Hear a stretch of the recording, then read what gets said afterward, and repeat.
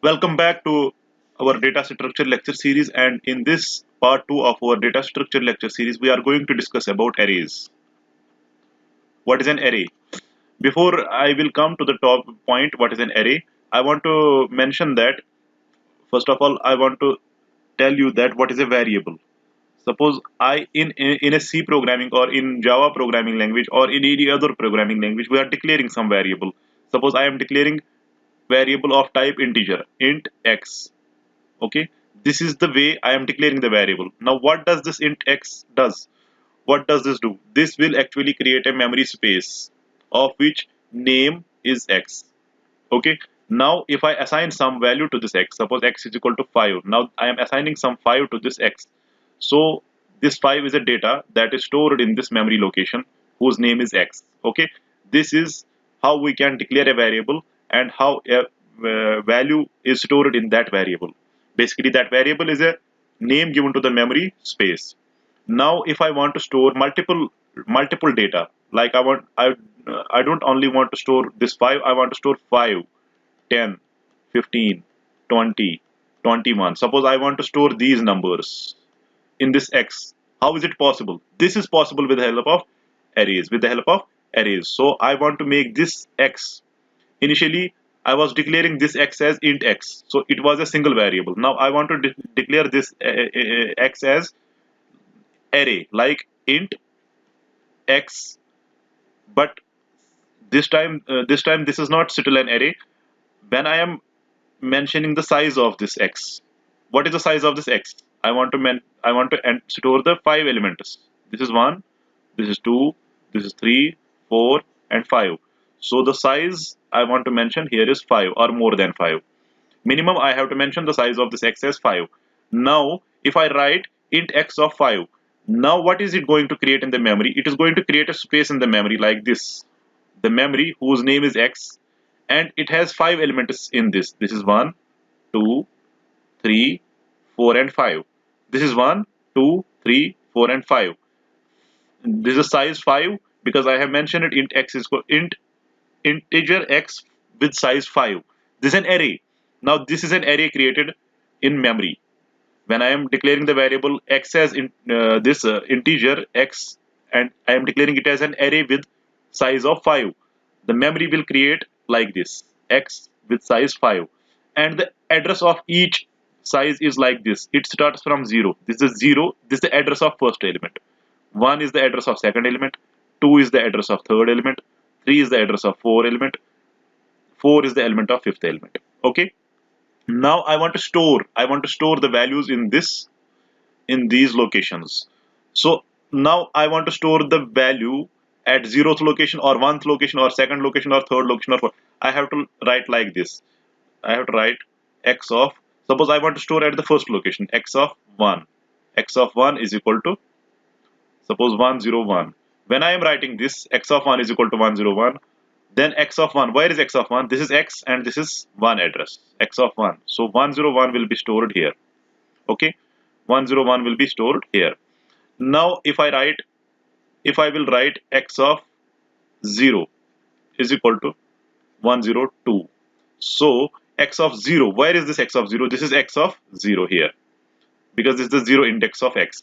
So what I am assigning to the 0 index of x, I am assigning 102 to the 0 index of x. So I will write 102 here.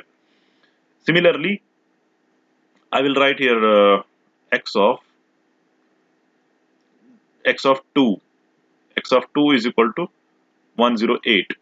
When I am writing x of 2 is equal to 108, this is x of 2. I am writing here 108. Similarly, x of 3 is equal to 105. Similarly, x of 4 is equal to 106. So 105 will come here and 106 will come here. This is an array that I have declared. This is not printed. This is not actually printed. This is actually saved in the memory like this. This is a memory representation of this, whatever I have declared and assigned the values. Now I want to print these values. What is the way I want to print these values? Consider this array has been created now with elements 102 at the 0 index, 101 at the 1 index. I will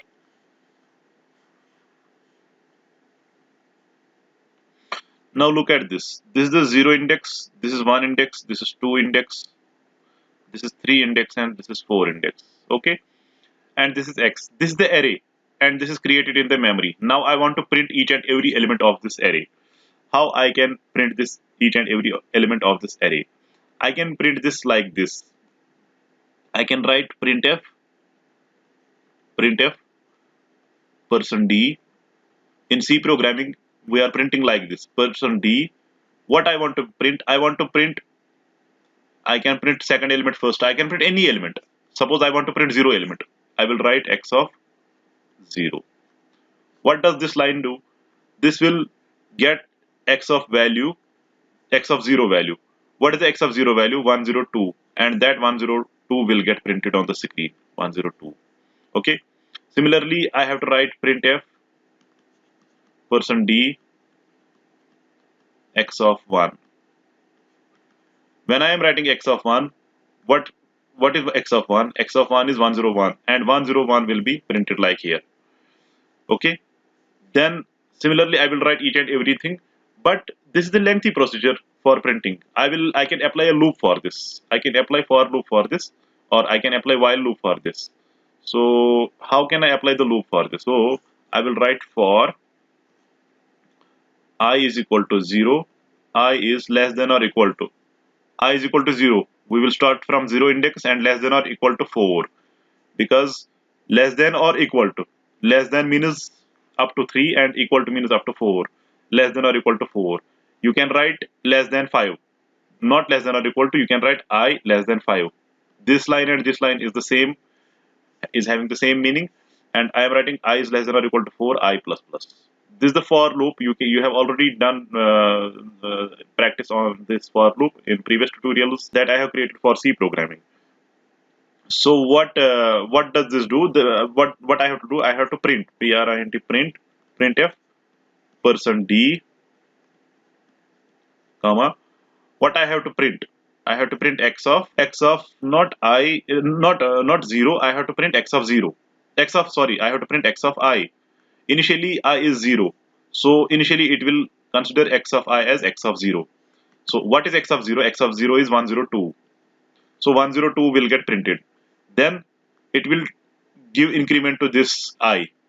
So I will now become 2. So I will create a memory map for I here.